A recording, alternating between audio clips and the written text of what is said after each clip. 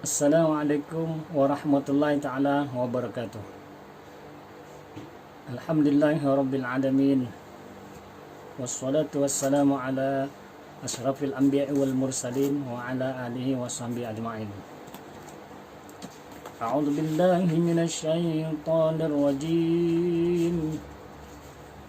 Bismillahirrahmanirrahim. فأقيموا الصلاة إن الصلاة كانت على المؤمنين كتابا موقوتا صدق الله العظيم. Alhamdulillah, syukur kita pada Allah Subhanahu wa taala kerana dengan inayahnya, dengan rahmatnya kita dapat lagi bertemu kali ini di channel Jazbah Channel ini. Ya, selawat dan salam ke atas junjungan besar Nabi Muhammad sallallahu alaihi wasallam. Ya, kerana dengan kerja keras Rasulullah SAW dahulu, kita hari ini dapat menikmati iman dan Islam. Saudara-saudari, ibu-ibu, bapak-bapak, kakak-kakak, adik-adik, abang-abang, pakcik-pakcik, macam-macam, apa khabar semua? Ya, saya harapkan semuanya sehat-sehat belaka hari ini. Kalau ada pun yang kurang sihat tu, saya doakan moga cepat sembuh. Manalah tahu dengan izin Allah dengan menyaksikan video ini boleh menambahkan ilmu dan menambahkan kesihatan kita, insya-Allah. Saya doakan, amin. Ya. Jadi kali ini tanpa buang masa, mari kita membicarakan satu perkara yang telah diperintahkan oleh Allah SWT kepada kita. Sebagai umat Islam yang mukallaf, ya, yang diberati hukum, kita diwajibkan menunaikan solat, menunaikan sembahyang 5 waktu. Seperti mana ayat yang saya baca tadi, A'udzubillahi minasyaitonirrajim, faqimus salata innas salata kanat 'alal mu'minina kitaban mawquta. Artinya, dirikanlah solat dengan sempurna sebagaimana biasa. Sesungguhnya solat itu adalah satu ketetapan yang diwajibkan bagi orang-orang yang beriman, yang tertentu waktunya. Surah Al-Anbiya, surah An-Nisa ayat 103, ya, surah An-Nisa ayat 103. Jadi inilah perintah Allah kepada kita semua yang rasa mengaku beriman Islam, ya, kita beriman dengan Allah dan Rasul, maka Allah perintahkan kita untuk mengerjakan solat. Kerana Rasulullah sallallahu alaihi wasallam pernah bersabda, ya, yang diriwayatkan oleh Ibnu Majah, berkata, Rasulullah SAW bersabda, amalan manusia yang pertama kali dihisap pada hari kiamat adalah solatnya. Bila kita meninggal besok di akhirat, yang mula-mula yang Allah tanya kita ialah sembahyang kita. Ialah sembahyang kita. Lalu Tuhan Allah Azza wa Jalla, walaupun dia maha tahu, berkata kepada malaikat, ya, Allah memerintahkan malaikat, wahai malaikatku, lihatlah solat hambaku itu, apakah sempurna atau cacat. Jika solat itu sempurna, dituliskan sempurna. Akan tetapi jika solat itu sedikit cacat, Allah SWT berkata pada para malaikat, lihatlah apakah pada hambaku ada solat sunat. Jika ada, sempurnakanlah solat-solat wajibnya dengan solat-solat sunatnya. Kemudian amalan-amalan lain dihisap seperti itu. Maksudnya, kalau lepas sembahyang, yang lain-lain pun senang. Tapi tak lepas sembahyang, habis. Lepas sembahyang, habis. Jadi, pada hari ini kita nak bincangkan tentang kewajipan sembahyang. Wajib kita kena sembahyang. Banyak hadis-hadis tentang sembahyang ni, tapi cukuplah saya sebut sedikit di sini, takut terlalu panjang.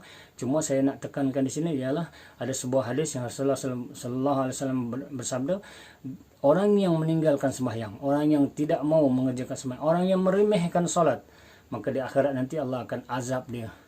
Dia akan menerima azab 15 siksaan, 15 azab di dunia, di kubur dan di akhirat. Nanti kita bacakan hadisnya. Ya. Begitu pentingnya solat ini. Kerana Rasulullah SAW juga ada bersabda, iaitu maksudnya lebih kurang, sembahyang itu tiang agama. Barang siapa mendirikan sembahyang, artinya dia mendirikan agamanya. Barang siapa meninggalkan sembahyang, artinya dia meruntuhkan agamanya. Ayatnya lebih kurang, as-salatu imaduddin, man aqamaha faqad aqamaddin, man tarakaha faqad hadamaddin. Lebih kurang, ya, sembahyang tiang agama. Kita sebagai orang beriman dan Islam, beza kita dengan orang kafir ialah sembahyang. Sebab sembahyang itu tiang agama. Orang yang Islam, bila dia sembahyang, nampaklah agamanya. Tapi bila dia tak sembahyang, dia sama saja mak cakap dengan orang kafir yang tidak beriman itu. Maka sembahyang itu tiang agama. Dalam satu hadis diriwayatkan bahawa Rasulullah sallallahu alaihi wasallam pernah bersabda, ya, barang siapa memelihara sembahyangnya, barang siapa memelihara salatnya, kata Rasulullah, Allah Subhanahu Wa Taala akan memuliakan dia dengan 5 kemuliaan. 5 kemuliaan. Yang pertama, dihilangkan daripada dirinya kesempitan hidup. Ya, dia dilepaskan dari kesempitan hidup. Hidupnya tak sempit. Mungkin dia tak mewah tapi tak sempit. Hatinya sentiasa lapang. Yang pertama. Yang kedua, dilepaskan dia daripada azab kubur. Untung tuan-tuan, puan-puan, kalau kita lepas azab kubur ni amat untung lah. Kalau tidak, memang malang lah kita dalam kubur. Kubur tu kalau kita ziarah, di atas kubur tu kita nampak tenang saja. Tapi hanya penghuni kubur yang mengetahui betapa mereka diazab ataupun betapa mereka bahagia di dalam kubur. Tapi kita hanya melihat di atas kubur batu-batu nisan yang kaku saja. Kalau ada rumput-rumput yang tumbuh ataupun kita cabut rumput, kita bersihkan. Tapi mereka di alam barzah, di bawah sana ada satu alam lain yang semua kita akan pergi. Kerana kullu nafsin dha'iqatul maut, setiap yang bernyawa, kata Allah, pasti akan menemui mati. Mati itu pasti. Maka apa persediaan kita? Jadi orang yang memelihara solatnya, dia terlepas daripada azab kubur yang kedua. Yang ketiga, di akhirat nanti catatan amalnya, kitabnya akan diberikan, dihulurkan ke tangan kanannya. Dia mengambil dengan tangan kanan. Dia akan digolong dengan ashabul yamin, golongan kanan. Yang ketiga. Yang keempat, di akhirat itu ada satu titian yang dinamakan siratal mustaqim. Semua kita wajib melaluinya. Maka orang yang memelihara solatnya, bukan yang lebih kurang faham ayat, memelihara. Dipelihara sungguh-sungguh solatnya, dia ni akan terlepas daripada titian suratnya. Maksudnya dia akan melepas titian surat ibarat kilat, pantas. Yang keempat. Yang kelima, orang yang memuliakan solatnya, Allah akan beri dia kemuliaan. Yang kelima ialah dia dilepaskan daripada hisab. Artinya dia berghair hisab. Hisab ni maksudnya perhitungan, kira-kira di akhirat. Dia tak banyak cerita, tak banyak dihitung, tak banyak disoal siasat, melainkan dia dilepaskan. Orang yang memelihara solatnya. Itu orang yang memelihara 5 kemuliaan yang akan dia dapat. Tetapi malang sekali. Rasulullah SAW berkata, mereka yang meremehkan solatnya. Meremehkan solat, bukan meninggalkan. Meremeh pun kena. Mereka yang meremeh-remeh, apalagi yang langsung meninggalkan. Orang yang meremehkan solat, Allah Subhanahu Wa Taala akan menyiksanya dengan 15 siksaan. 15 jenis siksaan. 5 jenis diberikan di dunia. Di dunia lagi dapat 5 jenis siksaan. 3 jenis ketika mati. Ketika saat nazak ada 3 lagi azab. Dan kemudian 3 lagi jenis di dalam kubur, dalam alam barzah. Kemudian 3 lagi ketika dikeluarkan dari kubur. Itu kata Rasulullah sallallahu alaihi wasallam. Kata Rasulullah sallallahu alaihi wasallam yang ditulis oleh Imam Ghazali dalam kitab Muqasyafatul Qulub. Kemudian balasan yang diberikan di dunia. Apa dia balasan yang diberikan di dunia? Balasan yang diberikan di dunia adalah pertama, dicabut keberkatan umurnya. Allah, panjang umur. Tuan-tuan, perempuan, saudara-saudari, abang kakak, adik kakak semua. Dia panjang umur tapi keberkatan umur tak ada. Apa maksudnya? Artinya umur yang panjang itu hanya digunakan untuk menderhakai Allah, untuk kemaksiatan, tapi bukan untuk ketaatan. Kerana tak semayang pun. Kebiasaannya orang yang banyak taat ni orang yang mengerjakan solat. Tak solat akan menyebabkan banyak melakukan kemaksiatan. Sebab kunci nak buat baik benda-benda lain adalah solat. Sebab dia tiang agama. Dengan solat itu maka yang lain-lain itu akan ikut. Akan mudah kita laksanakan kebaikan yang lain. Maka di dunia lagi dicabut keberkatan umurnya. Tak berkat. Kemudian yang kedua, dihapuskan tanda-tanda orang soleh dari wajahnya. Allah. Bukan nak mengatakan, tapi kalau kita memang betul kita perhatikan. Mereka yang tidak solat ni wajahnya tak ada nur. Mana tanda-tanda soleh, tak ada nur wajah orang yang tak solat. Wajahnya kelihatan keruh. Keruh je. Dah lah dia memang tak rajin basuh muka sebab tak ambil uduk selalu. Maka bila kita lihat wajahnya tak ada nur. Tak ada sinar, tak ada nur, tak ada cahaya ilahi di situ. Itu dicabut pada orang yang meninggalkan sembahyang. Yang kedua, mana wajahnya tidak ada tanda-tanda, dihapuskan tanda-tanda orang salih dari wajahnya. Yang ketiga, setiap perbuatan baiknya tidak diberi pahala oleh Allah Subhanahu Wa Taala. Artinya Allah tidak memandang segala amal-amal baik dia. Kalau dia amal-amal baik yang lain, Allah tak pandang. Tidak diberi pahala. Sia-sia dia melakukannya. Yang ketiga. Yang keempat, tidak diangkat doanya ke langit. Dan tidak diangkat doa ke langit. Dia berdoa tapi doanya tidak diangkat ke langit. Dan tidak memperolehi bahagian daripada doa orang-orang saleh. Kalau orang-orang saleh berdoa, berdoa muslimin muslimat, mukminin mukminat, didoakan kepada semua orang, dia antara orang yang tidak tergolong dalam doa orang-orang saleh itu. Kalau orang saleh berdoa untuk umum, untuk umat Islam, dia terlepas daripada doa itu kerana dia tidak mengerjakan solat. Kemudian itu 5 perkara yang diberikan ketika masih hidup lagi. Kemudian yang diberikan ketika mati adalah yang diberikan ketika mati, ya. Jadi 5 lagi waktu di dunia, kan? 5 jenis kebaikan azab di dunia, kemudian 3 jenis azab ketika mati. Ketika mati. Maknanya yang pertama diberikan ketika mati adalah kematian dalam su'ul khatimah. Artinya dia mati dalam keadaan hina. Hina apa maksudnya? Dia mati dalam keadaan tidak membawa iman. Allah. Mati tidak membawa iman. Malanglah tuan-tuan, perempuan. Orang yang tidak mati tidak membawa iman, ya Allah, alangkah siksa sakitnya matinya. Hinanya matinya. Orang yang mati tidak membawa iman ni, usul khatimah, wajahnya pun kita dah lihat, wajahnya kehitaman, pucat. Kerana setengah tu walaupun dia handsome, walaupun dia cantik, dia akan jadi hodoh, kelihatan hodoh, tidak menarik ketika matinya. Mana Allah cabut kematian itu, cabut kematian yang baik, husnul khatimah, tapi diganti dengan su'ul khatimah, kematian yang buruk. Itu kehinaan ketika matinya. Kemudian kematian dalam keadaan lapar. Lapar. Orang ni dia mati lapar. Ada, kita pernah jumpa juga peristiwa kisah benar. Ada orang sebelum dia nak mati, dia selapar sangat. Aku lapar sangat lah, kata dia. Tiba-tiba ajal dia sampai.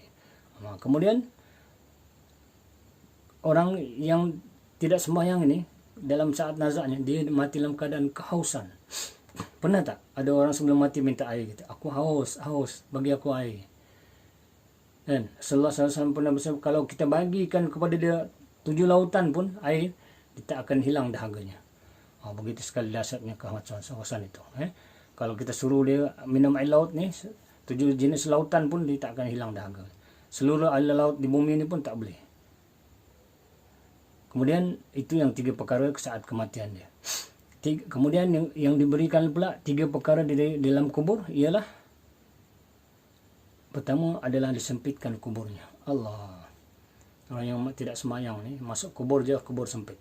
Bumi akan menghimpit dia sehingga patah tulang-tulang rusuknya. Bertemu antara tulang rusuk kiri dan tulang kanan dihimpit oleh bumi. Itu orang yang tidak semayang. Kemudian yang kedua, orang yang tak semayang dalam kubur lagi, di alam barzah lagi, dinyalakan api di kuburnya. Apinya kuburnya panas, bernyala api, sehingga dia tidur baring terguling-guling, melolong, melalak, menangis, menjerit-jerit kesakitan, tidur baring di dalam bara api neraka di dalam kuburnya. Siang dan malam. Kemudian yang kelima, itu tadi dia ada api siang dan malam. Yang kelima, akan keluar di dalam kuburnya akan muncul seekor ular. Allah akan perintahkan seekor orang yang bernama Suja'ul Aqra. Bernama Suja'ul Aqra. Suja'ul Aqra ini, dia ni dicipta matanya saja daripada api, menyala-nyala. Kita tengok ular sawa pun, kita tengok ular tudung pun kita ada takut. Kita dengari dia, betapa tengok ular. Suja'ul Aqra ni diriwayatkan setengah ulama kata berkepala 7. Matanya daripada api, menyala-nyala. Kukunya dari besi, Allah, besi. Kuku kita ni yang lembut ni pun kalau tajam, tak kerat, sakit. Ini kuku Suja'ul Aqra tu besi, bukan besi biasa. Kemudian panjangnya, panjang pula ular ni, kalau lihat panjangnya sejauh perjalanan 1 hari. Allah, cuba bayanglah tuan-tuan, perempuan, adik-adik, kakak, abang semua. Perjalanan 1 hari, jalan dengan apa? Kalau jalan kaki pun 1 hari berapa jauh? Betapa kalau perjalanan 1 hari itu kita naik kereta laju, berapa jauh? Begitulah panjang ular Suja'ul Aqra ini, yang dinamakan Suja'ul Aqra. Ya, dia ni diutuskan oleh Allah, kemudian dia akan berkata kepada mayat. Tiba-tiba mayat itu yang dalam kubur yang diazab tadi akan bertanya, engkau ni siapa? Dia berkata, akulah Suja'ul Aqra. Suaranya saja seperti bunyi petir halilintar, bergetar. Suara Suja'ul Aqra ini. Kemudian dia berkata, Allah Subhanahu Wa Taala menyuruh aku untuk memukulmu. Suja'ul Aqra kata, Allah Subhanahu Wa Taala menyuruh aku untuk menyiksamu kerana engkau mensia-siakan sembahyang subuh hingga terbit matahari. Jadi bila masuk waktu subuh je dia akan disiksa sampai terbit matahari. Kemudian dia berkata lagi, aku memukulmu. Allah memerintahkan aku memukul menyiksamu daripada terbit matahari sampai waktu zuhur. Selepas dia berkata lagi, selepas waktu zuhur Allah memerintahkan aku untuk menyiksamu daripada waktu zuhur sampai masuk waktu asar pula. Sebegitu juga seterusnya, bila masuk waktu asar dia kata Allah memerintahkan aku untuk menyiksamu daripada waktu asar sampai masuk waktu maghrib. Begitulah seterusnya, bila waktu maghrib dia akan siksa lagi jenazah itu, siksa lagi mayat ke dalam kubur itu. Dia kata Allah yang memerintahkan aku menyiksamu daripada lepas maghrib sampai isyak, daripada isyak sampai ke subuh. Begitulah berlaku setiap hari di alam barzah, dinikmati oleh orang yang meremehkan sembahyang, orang yang meninggalkan sembahyang, orang yang tak nak solat, orang yang tidak memelihara sembahyangnya. Ya. Kemudian kehebatan dia pula sejauh Al-Qur'an, ya Allah. Ini dalam hadis dibayangkan, bayangkan kau depan kita. Sekali dia pukul, sekali dia siksa, dia hantam kita tu, yang dalam kubur tu, kita akan terbenam nun jauh 7 petala bumi. Bayangkan betapa kuatnya pukulan itu. Adakah orang pukul sampai macam tu? Ahli gusti, ahli boxing sekali tumbuk pun tak boleh tembus bumi. Ini dia sekali pukul tembus ke nun, terbenam ke dalam 7 petala bumi.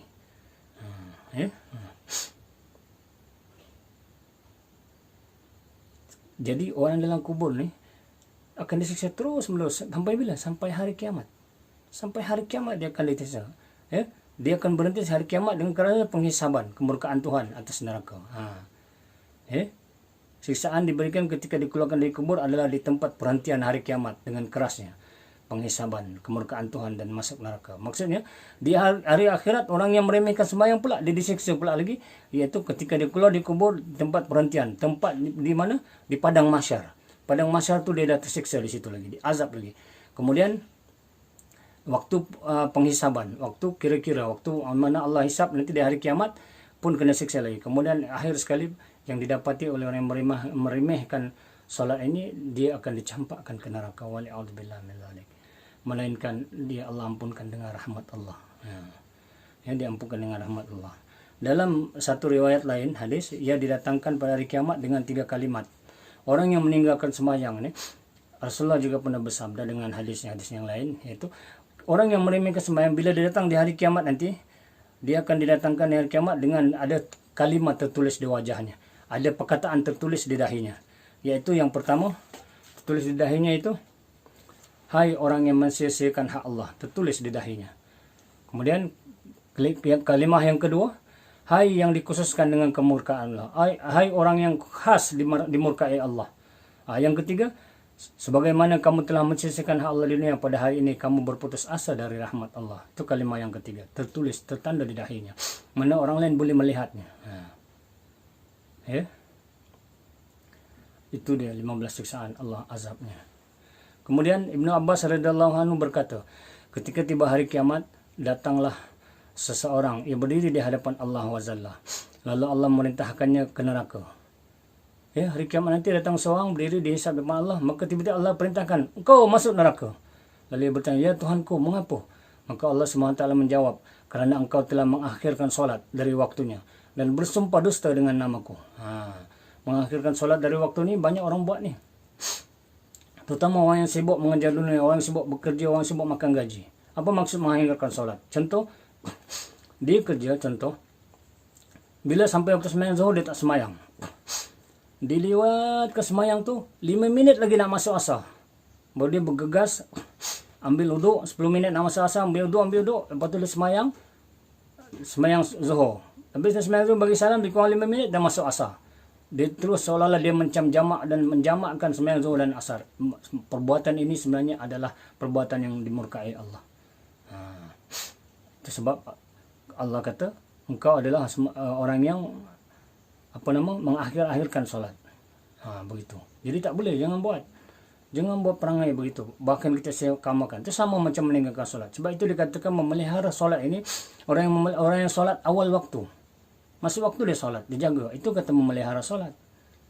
Dan banyak lagi perbuatan-perbuatan rukun 13 dalam solat itu, rukun fi'li, qauli, rukun qalbi, itu semua dijaga. Maka ini dikatakan memelihara solatnya. Kemudian diriwayatkan pada suatu hari, Rasulullah SAW berkata kepada para sahabat, ucapkanlah, ya Allah, janganlah engkau biarkan kami menjadi syaqi dan mahrum. Ini ketika Rasulullah suruh sahabat ucapkan, kamu ucapkanlah oleh kamu, supaya ya Allah jangan jadikan kami syaqi dan mahrum. Kemudian baginda bertanya kepada mereka, tahukah kamu apakah syaqi dan apakah mahrum itu?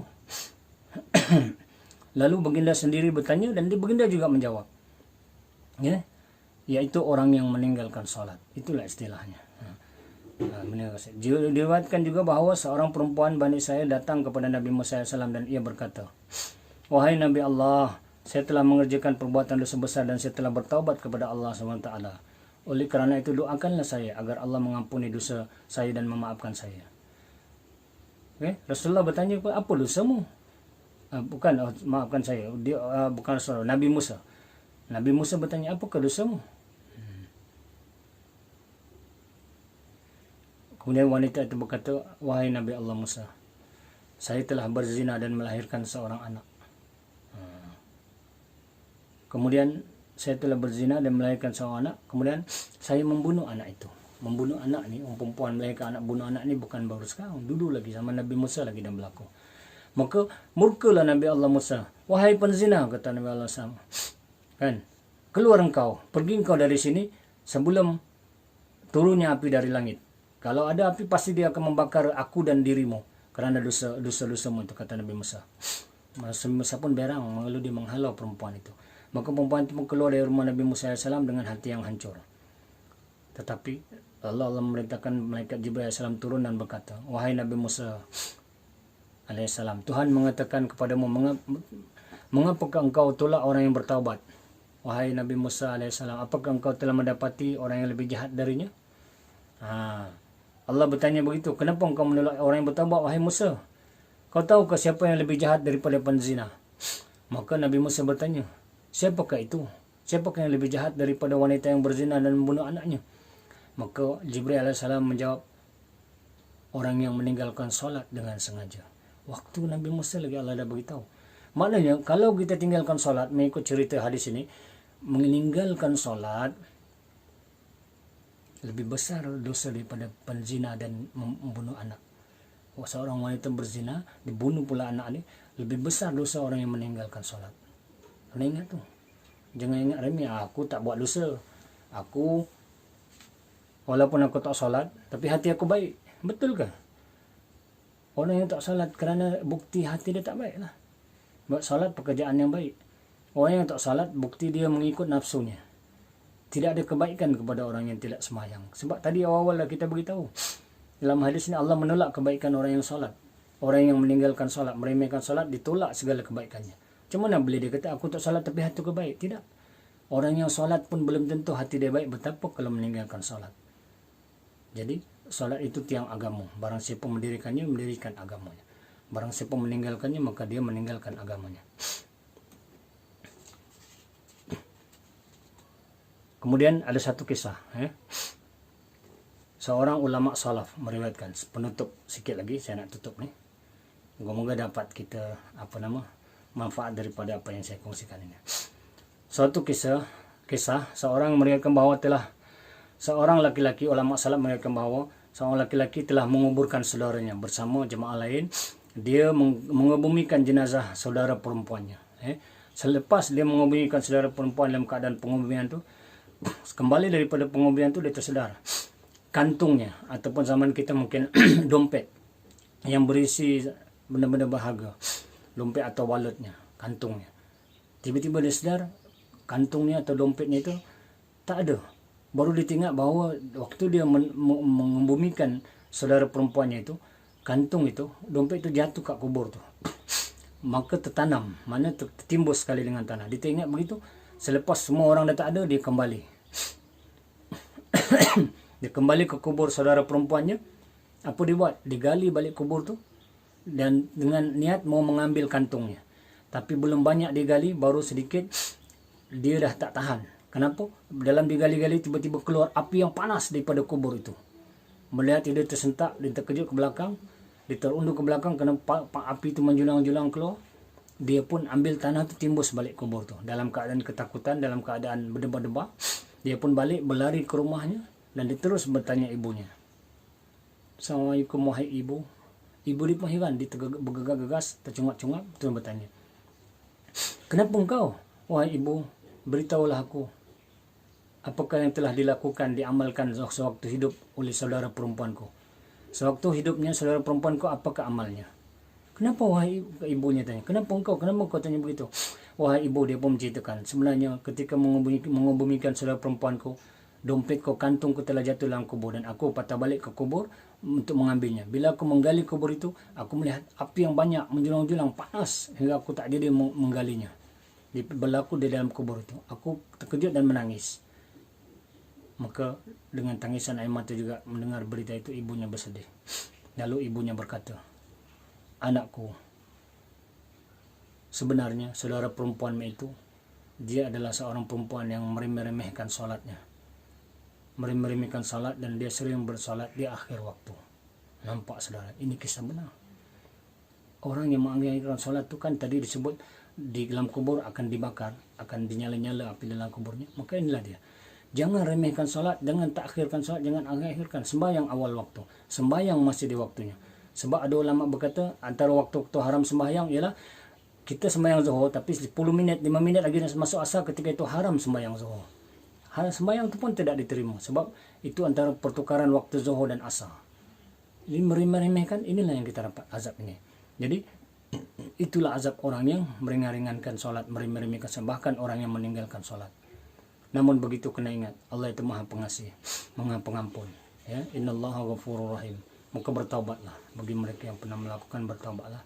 Kerjakanlah sembahyang sungguh-sungguh, qadaklah salat kita. Moga-moga salat-salat yang lalu yang kita lalaikan itu Allah tutup dengan salat-salat qada dan taubat kita. Sebab Allah itu Maha Pengampun, ya. Jadi itu saja, moga kali ini cerita tentang azab 15 azab orang yang meremehkan salat ini dapat mengisafkan kita, memberi hidayah kepada kita untuk kita tidak meremehkan salat. Karena sekali lagi sebut, sembahyang itu tiang agama. Barang siapa mendirikannya, maka dia menegakkan agamanya. Dan beza antara kita orang beriman dan Islam dengan orang kafir ialah salatnya. Tak sembahyang sama aja dengan orang kafir. Ya, sekian pemaaf dari saya. Kalau ada salah silap tu, saya mohon pemaaf. Segala yang baik itu datang daripada Allah SWT. Maka terimalah. Kerana al-haqqu min rabbika fala takunanna minal mumtarin. Yang hak itu datang dari Allah, maka janganlah kita menjadi orang yang membantah, ya. Aku qouli hadza astaghfirullahalazim li wa lakum wa lisa'il muslimin wa ya fawzal mustaghfirin wa ya najat ta'abin. Assalamualaikum warahmatullahi taala wabarakatuh.